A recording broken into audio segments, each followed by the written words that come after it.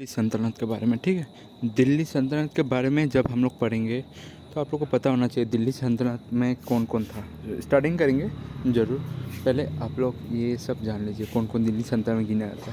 पहले आया था मुल्क पूछा था कब आया था, 1206 से लेकर 1290 तक मतलब हुआ।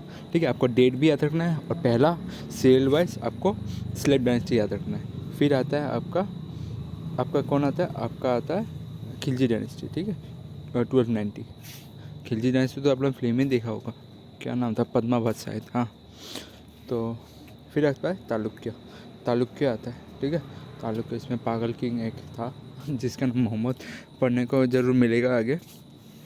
नेक्स्ट आता है शाही डायनेस्टी, ज़्यादा दिन तक नहीं टिका ये।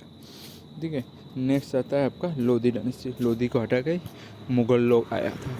ठीक है, तो चलिए एक एक करके शुरू करते हैं। पहले कुछ दिल्ली सल्तनत के स्टार्टिंग के बारे में जान लेते हैं। ठीक है, देखिए आपका दिल्ली सल्तनत क्या लिखा हुआ है, the first Muslim invention Mohammad bin Qasim. Invasion मतलब पहला मुस्लिम इन्विजन हुआ था जिसका नाम था, इसके द्वारा, मोहम्मद बिन कासिम। ये बस लूटने के मकसद से आया था इंडिया। ठीक है, लूटने के मकसद और लूट के चला जाता।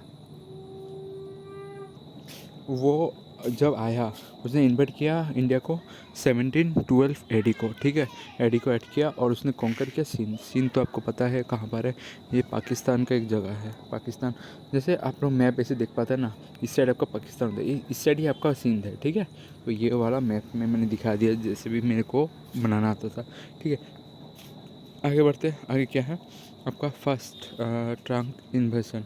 ठीक है, आप फर्स्ट ट्रंक इन्वेशन मोहम्मद बिन गजनी इन्वेशन। ठीक है, मोहम्मद बिन का गजनी का इन्वेशन हुआ था।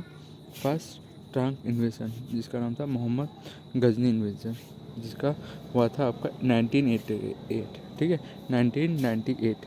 ठीक है, ये आपको याद रखना है। ठीक है, यही आदमी था जिसने सोमनाथ टेम्पल को लूट के लेकर चला गया, बहुत सोना भर के ले गया था इंडिया का। बोला जाता है कि बहुत सारा जो सोना था जो सोमनाथ मंदिर पे था उसे लूट के पूरा खाली कर दिया था इसने, तहस नहस भी कर दिया था यहाँ तक भी। ठीक है, तो मोहम्मद गजनी, कासिम के बाद कौन आया, मोहम्मद गजनी। ठीक है, मोहम्मद गजनी कौन था, Sultan Mohammad of Ghazni, lead lead lead about 17 expedition to India and enrich मतलब लूट लिया गया himself by taking away the wealth of India, मतलब इंडिया का जो संपत्ति था उसे लूट लिया गया। और इन 10-12-25 ही attack and raid most celebrated Hindu temple, जहाँ पर ज़्यादातर इंडिया हिंदुओं का टेम्पल था, जहाँ पर सबसे ज़्यादा त्यौहार हुआ मनाया जाता था, उसको पूरा लूट लिया। जो कि नाम था Somnath, that lies on the coast of external south of Kathiawar. ठीक है, Kathiawar, the temple was destroy कर दिया गया पूरा। ठीक है, तो याद रखना है, पूछा जाता है कब अटैक किया गया था, आपका 1225 डेट याद रखना है। ठीक है, फिर आता है अभी बाकी सब तो लूटने के मकसद से आया था। ये ऊपर वाला दो मोहम्मद कासिम और मोहम्मद गजनी लूटने के लिए था, पर आपका नीचे वाला जो था क्या नाम था उसका, मोहम्मद बिन गोडी, वो राज करने के लिए आया था इंडिया पे। ठीक है, तो आपको पता होना चाहिए 1226, पर एक्चुअली में तो आपका ये मोहम्मद गोरी आया था जो इंडिया को राज करने के लिए। तो इसके बारे में देखते हैं। वो जब आया था ना इंडिया में, उसने मुस्लिम फाउंडेशन ऑफ मुस्लिम किया था, मतलब मुस्लिम किंगडम पहली बार इंडिया में फाउंडेशन हुआ था। ठीक है, मोहम्मद गौरी आपको तो सुना ही होगा, पृथ्वीराज साथ उसका युद्ध हुआ था जिसमें वो पहली बार कब आया था, द फर्स्ट बैटल ऑफ तेरीन। ये इंपॉर्टेंट है सारा डेट, 1791 ज़रूर याद करना, पूछा था एग्ज़ाम में। ठीक है, 1791। ठीक है, और second second battle of Tarain कब हुआ था, 1792। ठीक है, 92, in which he lost the war, mean the Prithvi Chauhan loss the war, मतलब इसमें पृथ्वी चौहान को हरा दिया। और इस डेट के बाद मुस्लिम लोग का राजत्व हो गया इंडिया देश पे। ठीक है, याद रहेगा ना। इसके पहले हिंदू लोग ही ज़्यादातर राजा लोग राज करते थे, पर पृथ्वीराज चौहान बहुत पावरफुल किंग था, उससे हराने के लिए, मतलब पहली बार उसने हरा के उसको छोड़ दिया था, बख्श दिया था। यही तो इंडियन राजाओं लोग का गलती था। वो सबसे बड़ा गलती क्या होता था, वो लोग क्या होता था, अपना अपना ये क्या होता है, प्रतिभा, अपना गौरव ये सब के घमंड लेके वो लोग क्या करते थे, अपने दुश्मन को बख्श देते थे। और दुश्मन क्या होता था, बार बार अटैक करता है। देखिए, आप लोग को अगर कोई भी आदमी बार बार पत्थर मार रहा है तो एक बार ना एक बार वो पत्थर तो लगेगा ना। तो उसे पृथ्वीराज चौहान के समय होगा। आप अगर सेफ गार्ड नहीं करेंगे या आप उस आदमी को हटाएंगे नहीं, तो वो आदमी तो पत्थर ही मारता रहेगा ना। तो वही पृथ्वीराज होगा। वो मोहम्मद गौरी बार बार उसे अटैक करता था, बार बार छू देता था। तो इस बार क्या हुआ, इस बार जब ये होने वाला था, ठीक है, तो पृथ्वीराज चौहान को हरा दिया सेकेंड बैटल ऑफ थैर हिंद पे। ठीक है, याद रहेगा ना। तो इस पॉइंट से the Muslim rule started in India. ठीक है, याद रहेगा ना। और ये भी याद रखना, दिल्ली सुल्तान में 5 डिस्टिंक्ट पीरियड में बटा गया है। ठीक है, ये सब याद रखना ना। मैंने SKTSL, ठीक है, SKTSL, इसका वर्ड कुछ बनेगा क्या, मैं देखता हूँ। तो अभी आ जाता स्लेव डायनेस्टी। ठीक है, स्लेव डायनेस्टी। ठीक है, तो स्लेव डायनेस्टी को पढ़ने से पहले आप लोग ये सब देखिए। स्टार्टिंग करते हो, स्लेव डायनेस्टी कब से स्टार्ट हुआ। स्लेव डायनेस्टी ने आपका स्टार्ट हुआ 1206 से, ठीक है, और 90 पे जाकर ख़त्म हुआ। तो उसका फाउंडर कौन था, कुतुबुद्दीन ऐबक। ठीक है, कुतुबुद्दीन ऐबक। तो कुतुबुद्दीन ऐबक जो था वो तुर्किश का स्लेव था, तुर्किश ओरिजिन का। ठीक है, he was purchase by the Mohammad bin Ghori. ठीक है, एक्चुअली ये जो कुतुबुद्दीन ऐबक था ना, स्लेव क्या होता है समझ में आ रहा है ना, उन लोगों का चाकर। ठीक है, तो मोहम्मद गौरी जो था उसने एक चाकर खरीदा था जिसका नाम था कुतुबुद्दीन ऐबक, जो कि तुर्किश का एक चाकर था, खरीद के लाया। Later he was made him as a governor बना दिया गया। After his death of Ghori, Aibak become the master of Hindustan and found the slave dynasty. तो स्लेव डायनेस्टी उसने ढूंढा, या मुगल डायनेस्टी। कब, आपका 1206, मतलब मोहम्मद बिन गौरी मरने के बाद इसने स्लेव डायनेस्टी घोषित किया था। For his generosity he give he lakh badshah, मतलब उसका मतलब सच्चाईपन देख के, उसका सेवपन देख के उसके टाइटल क्या दिया गया, लाख बादशाह। तो लाख बादशाह किसे बुलाया जाता है, आपको याद रखना, कुतुबुद्दीन ऐबक को। और वो मरा कब, आपका 1210 को। कब, कैसे, खेलते हुए, प्लेइंग पोलो, चंगुल। पोलो पता ना है, घोड़ा में बैठ के आदमी लोग बॉल को मारता है। ठीक है, घोड़ा में बैठ के आदमी लोग बॉल को मार के लेके जाता है, गोल करता है। ठीक है, आप लोग देखिएगा पोलो। तो पोलो में खेलते समय कौन मारा था, अब कुतुबुद्दीन ऐबक या चनगन। ठीक है, चनगन, ये नाम याद रखना है। ठीक है, नेक्स्ट क्या है, ही कंस्ट्रक्ट 2 मॉक्स जिसका नाम है कुव्वत उल इस्लाम एट दिल्ली। ठीक है, नहीं तो आधे दिन का झोपड़ा जो कि अजमेर में है। ठीक है, तो उसने दो मॉक्स बनाया था जिसका नाम है कुव्वत उल इस्लाम एट दिल्ली। ठीक है, उसने 2 मॉक्स बनाया था जिसका नाम है कुव्वत उल इस्लाम दिल्ली में, या नहीं तो आधे दिन का झोपड़ा जो कि है अजमेर में। ठीक है, नहीं सकता है, he also began the construction of Qutub Minar. ठीक है, उसने शुरू किया कंस्ट्रक्शन ऑफ कुतुब मीनार। ठीक है, नहीं तो उसने बिगिन किया था कुतुब मीनार, पर ओपनिंग करने वाला कौन था, इल्तुतमिश। ठीक है, तो अभी देखिए, he was owner of famous saint किन वज़ा कुतुबुद्दीन बख्तियार काकी।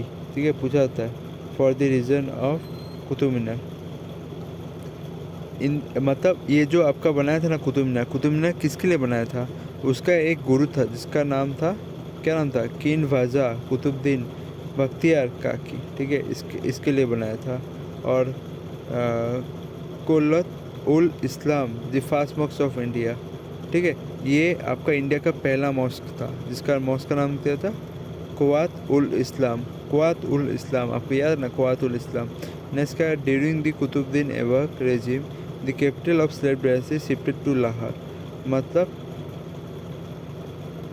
आपका कुतुबुद्दीन ऐबक के समय उसने अपना कैपिटल कहाँ बनाया था, लाहौर, और इल्तुतमिश ने उसे दिल्ली में शिफ्ट किया था, ठीक है। एंड ही और उसका टॉम कहाँ पर रखा गया, उसका मरने को गड़ाया जाता है, उसको कहाँ पर है, लाहौर पे है। याद रहेगा ना, ये सब पॉइंट आपको याद रख के जाना। हमें इल्तुतमिश के बारे में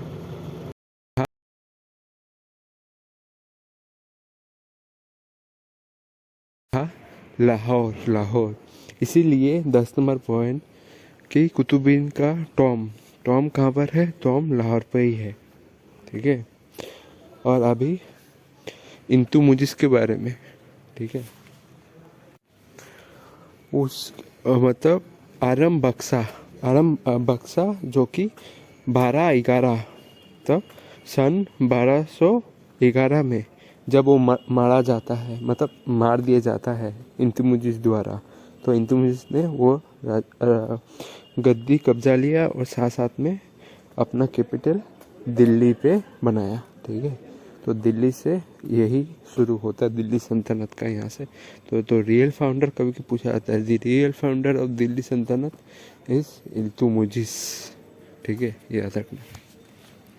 और इल्तुतमिश ऐबक का स्लेव था, ठीक है, ऐबक का स्लेव था।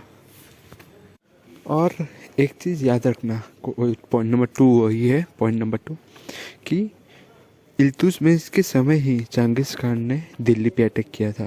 तो चंगेज़ कभी पूछा जाता है कि चंगेज़ खान का कंटेम्प्रेरी कौन था उस समय, ठीक है, दिल्ली में, तो वो याद रखना इल्तुतमिश था, ठीक है। और तो इल्तुतमिश ने बहुत बार चंगेज़ खान का अटैक से दिल्ली को बचाया था, ठीक है। तो कंटेम्प्रेरी कौन था उसका, तो याद रखना इल्तुतमिश ही था। तो याद रखना चंगेज़ खान इंडिया पे अटैक करने क्यों आया था, ठीक है। मैंने तो बोल दिया अटैक करने आया था। तो अटैक इसलिए करने आया था क्योंकि चंगेज़ खान से भागा हुआ, मतलब मंगोलिया से भागा हुआ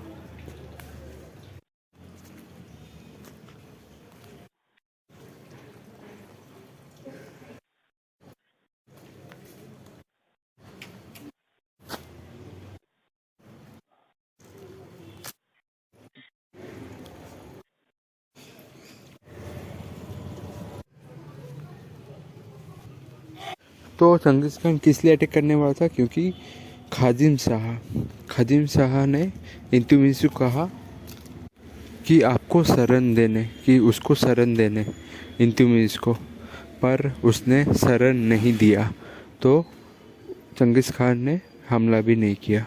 तो यही था कि खादिम शाह के वजह से चंगेज़ खान दिल्ली पे आक्रमण करना था, पर इल्तुतमिश ने उसे रोक लिया, उस आक्रमण को। खादिम शाह याद रखना, बस याद हो जाएगा एग्ज़ाम।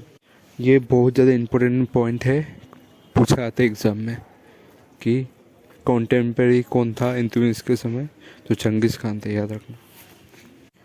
तो इन्होंने 3rd नंबर पॉइंट जो है, तो ही इंट्रोड्यूस सिल्वर कॉइन जिसका नाम था टाका, और कॉपर कॉइन का नाम था जीतल। तो ये सब कोई एग्जाम में पूछा जाता है कि ये सब कॉइन किसने इंट्रोड्यूस किया था, ये सब नाम बस याद रखना। कॉपर कॉइन का नाम क्या था, जीतल, और सिल्वर कॉइन का नाम था टाका। तो ये किसने इंट्रोड्यूस किया था, इल्तुतमिश ने। और ये तुम्हारा हो गया 3rd नंबर पॉइंट।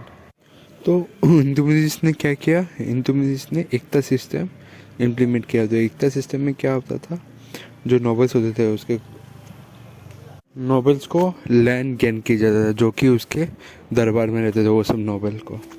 तो लैंड जो ग्रैंड कर दिया जाता था उसी को पर्टिकुलरली एकता कहा जाता था। तो इसमें क्या होता था कि जो नॉवेल्सों को ज़मीन मिल गया वो ज़मीन किसको दे देगा, फार्मर को। फार्मर जो खेती करके टैक्स देगा, तो उस टैक्स से वो लोग नॉवेल्स लोग अपने नीचे के सोल्जर्स को ये बांटेंगे ताकि वो चल सके सिस्टम।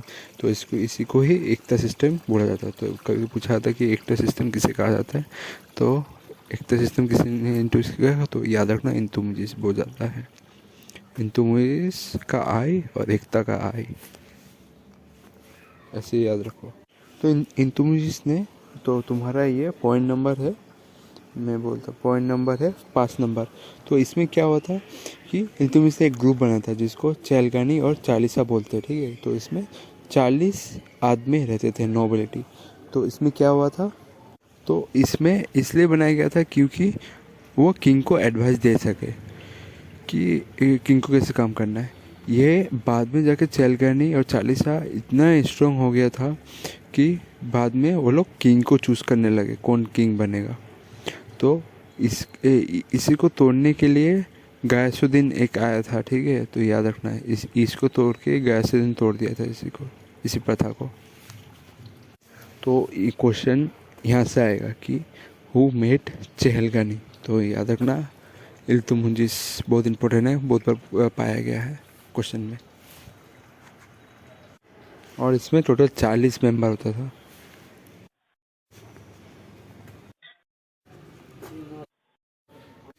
तो इल्तुतमिश के बाद आया था रिकुबुद्दीन, ठीक है। रिकुबुद्दीन जो कि इल्तुतमिश का सॉन था, पर मतलब इसको बैठाने वाला इल्तुतमिश का माँ था, ठीक है, सिंहासन में।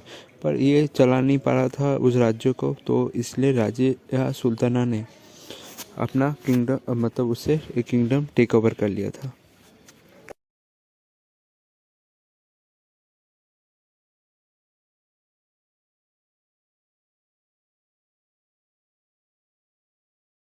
तो राजिया सुल्ताना, ठीक है, दिल्ली सल्तनत का, ये सब वॉइस नोट में है। तो पहला पॉइंट क्या है, राजिया सुल्ताना पहला और ओनली मुस्लिम लेडी बना, मतलब औरत बना जो कि दिल्ली गद्दी पे बैठा था, ठीक है। तो first women ruler of India किसे कहा जाता है, वो राजिया सुल्ताना को कहा जाता है।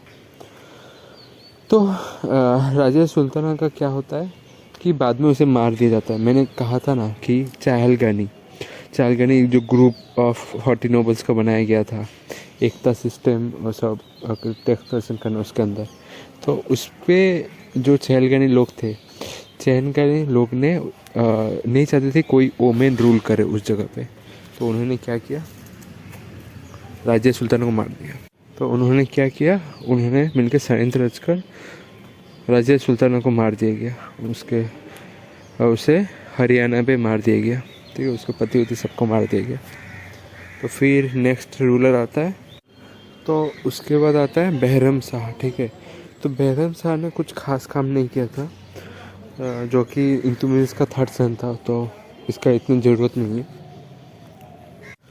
तो राजिया सुल्ताना के बाद ये रूलर आया दिल्ली सल्तनत का, एक तो मसूद शाह आया, उसके बाद नसरुद्दीन मोहम्मद। ये सब ज़्यादा इम्पोर्टेंट नहीं है, उसको इम्पोर्टेंट है कि गयासुद्दीन बलबन जो कि 1266 से 87 तक राज किया। ये बहुत पावरफुल था। तो गयासुद्दीन के बारे में, ठीक है। तो गयासुद्दीन ने क्या किया काम, जैसे इधर का 2 नंबर पॉइंट देखो क्या लिखा हुआ है।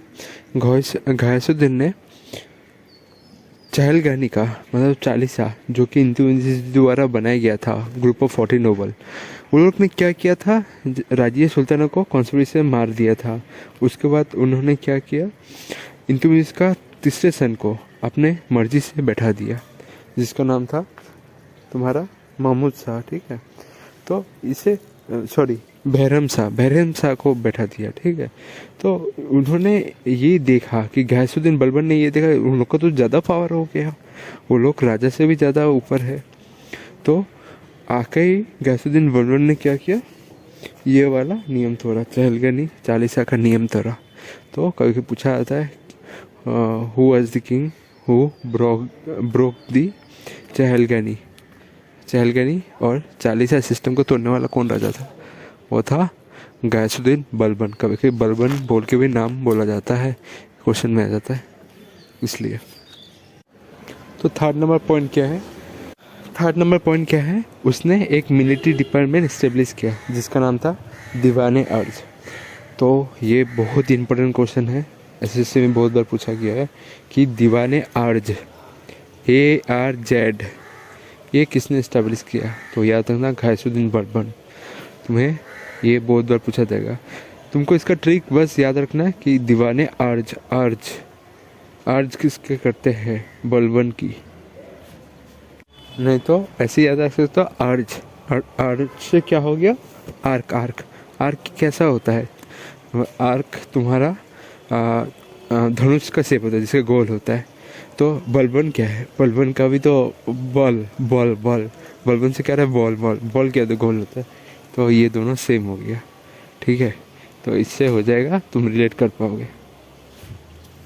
देखो, तुम्हारा गैसुद्दीन बलबन को दो टाइटल दिया गया था। एक तो जिले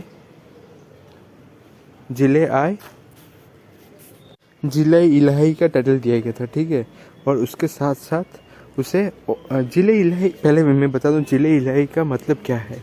जिले इलाही का मतलब है तुम्हारा कि ये एक शैडो ऑफ गॉड है, मतलब है शैडो ऑफ गॉड, ठीक है। और उसके साथ साथ उसे और एक टाइटल दिया गया था, क्या नाम है? नसीर आमेल उल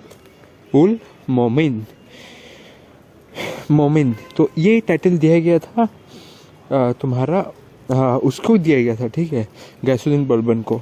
ये था लेफ्ट हैंड ऑफ गॉड, ऐसा कुछ था इसका मतलब।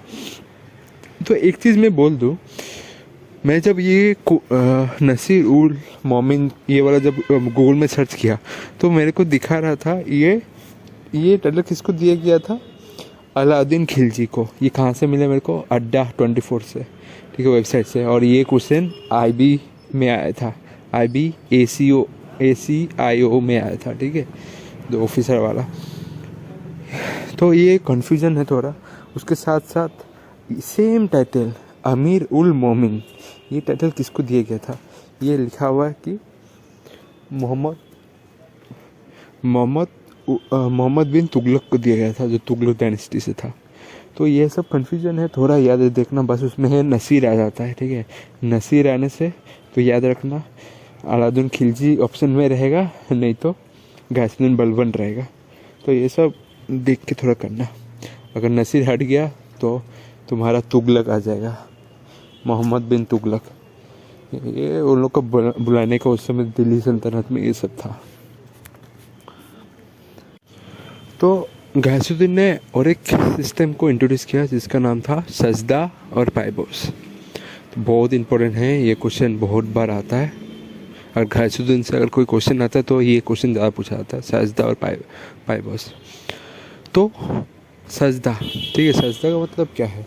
सजदा का मतलब है पोस्चुरेशन बिफोर द मोनार्की। मतलब तुमके एक पैर नील डाउन करके, जैसे प्रोपोज का पोज होता है ना, वैसा पोज में बैठना है। और राजा का हाथ पकड़ना है। उसके बाद पाइबोस का मतलब क्या है? हाथ पकड़ के राजा का पहले पोस्चुरेशन मतलब होता है कि तुम्हारा एक पैर नील डाउन करके राजा का हाथ पकड़ना है और हाथ में तुम्हारा मुंडी लगाना है। जैसे झुकने देखते ही होगे तुम। और पाइबोस का मतलब होता है कि राजा का पाँव में गिर के चुम्मा लेना है, राजा का फीट का। यही था पाइबोस का मतलब। ये हो गया 6 नंबर पॉइंट, ठीक है, 5 नंबर पॉइंट, सॉरी। 7वां पॉइंट है कि उसने policy of blood and iron को इंट्रोड्यूस किया। ब्लड एंड आयरन का मतलब क्या है कि जो भी एनिमी आएगा उसके सामने, उसको जैसे तैसे रूथलेसली मार दिया जाएगा। ध्यान रखिएगा, सिर काटने से सिर काट देगा, ठीक है। तो उसने ये इंट्रोड्यूस किया था ब्लड एंड आयरन का पॉलिसी। तो बहुत पूछा था ब्लड एंड आयरन का पॉलिसी किसने शुरू किया था? तो ये बलबन ने शुरुआत किया था इसका, ठीक है। तो इसके बाद तुम्हारा नेक्स्ट रूलर आता है कायाकुबद, ठीक है। कायाकुबद तुम्हारा ये ग्रैंडसन था किसका? गैसुद्दीन का। इसके बारे में ज़्यादा ही याद नहीं करना है, बस थोड़ा बहुत ये सब देख लो। ये ग्रैंडसन था बलबन का, और इसको थ्रोन में बैठाने वाला था फखरुद्दीन, जो कि मतलब गैसुद्दीन का जान पहचानने वाला था, ठीक है। तो इसने बैठा था। उसके बाद यहाँ से ख़त्म हो जाता है स्लेव डायनेस्टी। ये तुम्हारा मैंने बोला पहला नंबर पॉइंट कायाकुबद का। तो what is the origin of slave dynasty? वो कहाँ से? तुर्क से आया था, ठीक है। तुर्क से आया था। तो ये सब देख सकते हो। Qutubuddin was the founder of slave dynasty, was a Turk slave, मतलब तुर्किस का एक स्लेव था जिसे जो बेच दिया गया था मोहम्मद गोरी को। ठीक है, मोहम्मद गोरी को बेच दिया गया था। मोहम्मद गोरी ने उसके अंदर लाहौर रखा था, बाद में उसे दिया था। ठीक है।